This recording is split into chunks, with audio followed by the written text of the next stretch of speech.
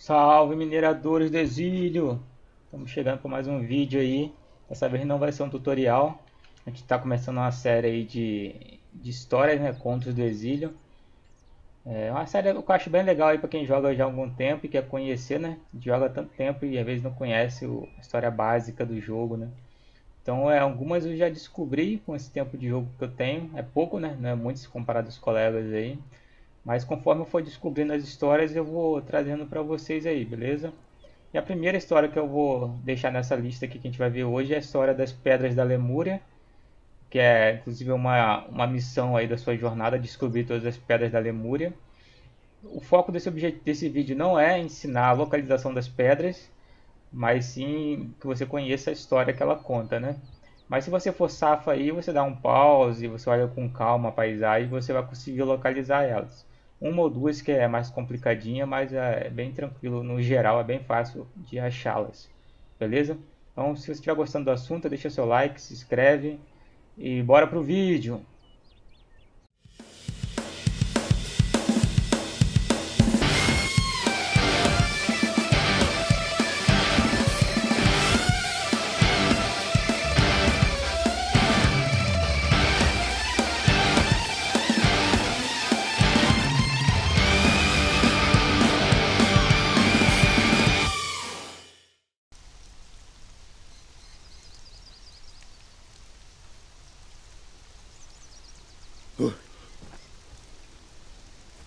You are not alone.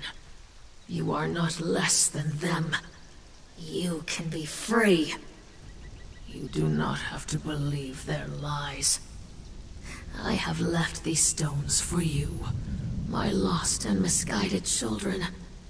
I have subverted their sorceries, so that only slaves of the bracelet can hear my message. I am the mother of your race. I am Secret Bearer, God Killer, Witch Queen. I will guide you. I will teach you, and when the time is right, I will free you.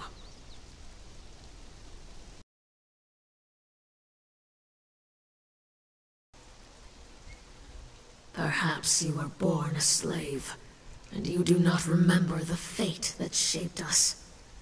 We were a people of the sea, voyagers and traders. Our islands were warm and prosperous, and we spent our days fishing and sailing. I was an apprentice to the cult of Dagon. But then came the great cataclysm. The world shook, and our islands exploded in fire and chaos. Then, slowly, they began to sink beneath the waves. The dark water came, lapping, unstoppable, inevitable. The ocean, once our ally, now claimed all that we were with an insatiable hunger. We gathered what boats and wreckage we could, and we fled into the west.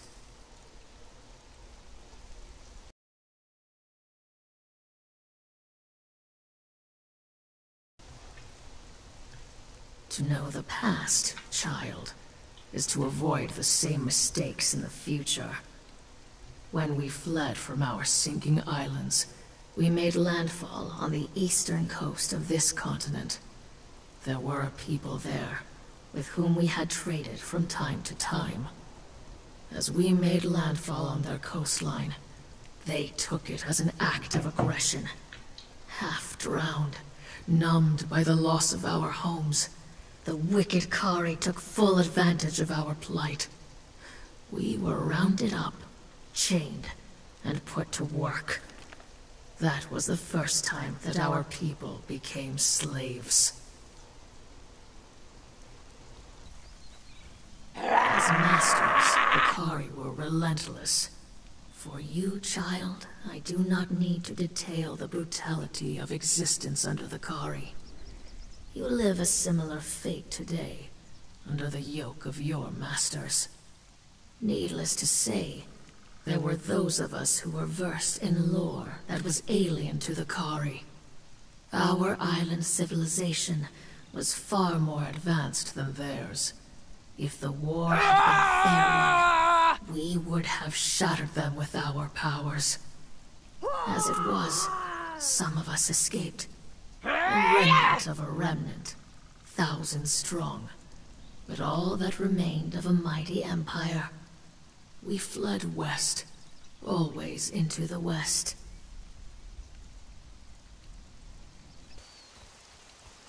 The trials of the journey were long, and our people grew weary. We came to the shores of an inland sea, and built boats and rafts to cross it. There were islands there, at least 2 of which had been inhabited before our coming. Some of our people chose to stay, hoping to recreate the seafaring life that we had enjoyed before the cataclysm.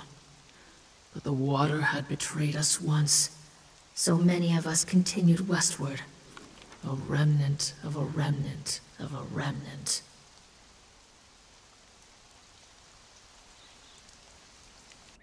And so we came at last to this kingdom.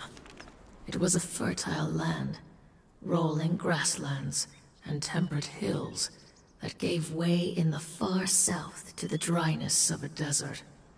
In the north were mountains, but not the snow-covered mountains that we had seen on our journey. Just jagged, rocky peaks.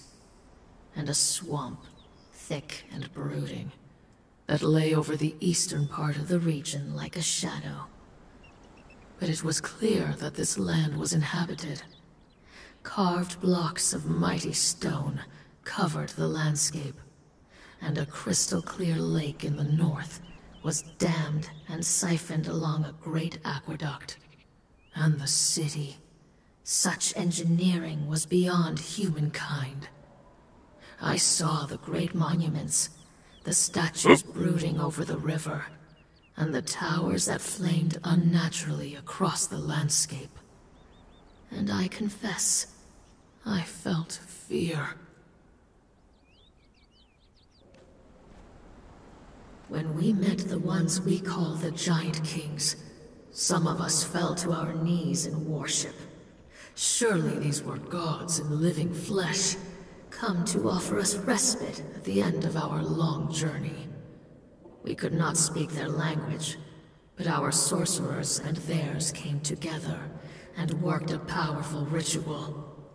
Enchanted gemstones enabled our communication. We forged bracelets to hold them. Thus could our communion with the Giant Kings begin.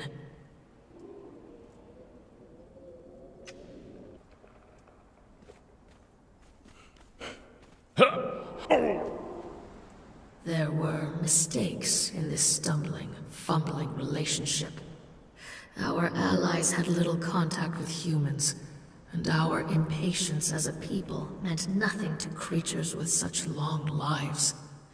To us, they were painstakingly slow to deliberate and make decisions. To them, we were like children who rushed forward without thinking. Still, there was progress. They had agreed that we could settle the swampy lands on their eastern borders. For them, the land had little value. But to those of us who remembered our seafaring roots, it gave us a chance to be close to the water once again.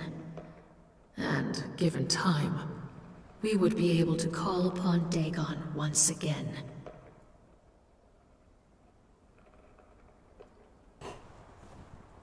In the beginning, our friendship with the Giant Kings bore great fruit.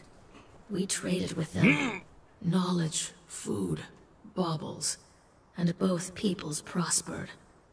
But the Giant Kings became alarmed, I suspect, at the rate at which we gave birth. Theirs was a people who took centuries to reach childbearing age, and they remained few in number. Whereas we spread across our new lands, and began to encroach upon theirs.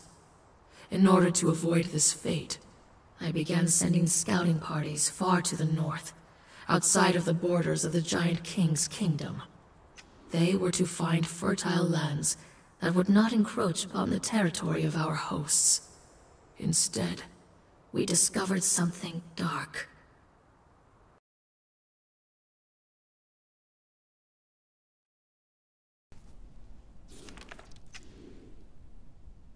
Shall I speak, child, of the passage that our scouts found, leading into the very bowels of the earth? Dare I speak of the fantastic city that they found there? Broad squares with twisted temples to the blasphemous elder gods who were before mankind and will be ever after. No, I need not speak of these things to strike true dread into your heart, child. I need only tell you of the creatures that dwelt in the city. Beings that lived only in story, and the primal fears of the human heart. For beneath the earth, we discovered what remained of the serpent men of Volusia.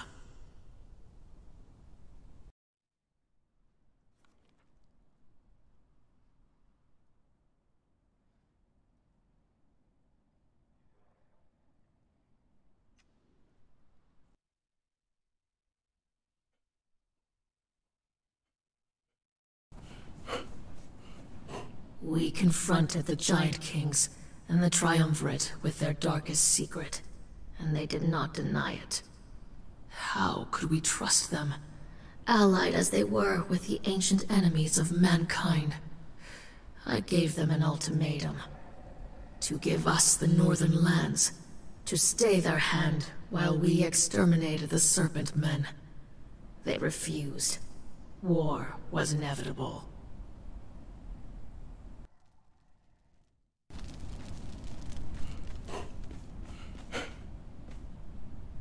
In wartime, there is enough blame. Who struck the first blow? I cannot say. They enslaved you, twisting the bracelets to their corrupted ways. We retaliated by destroying their aqueduct.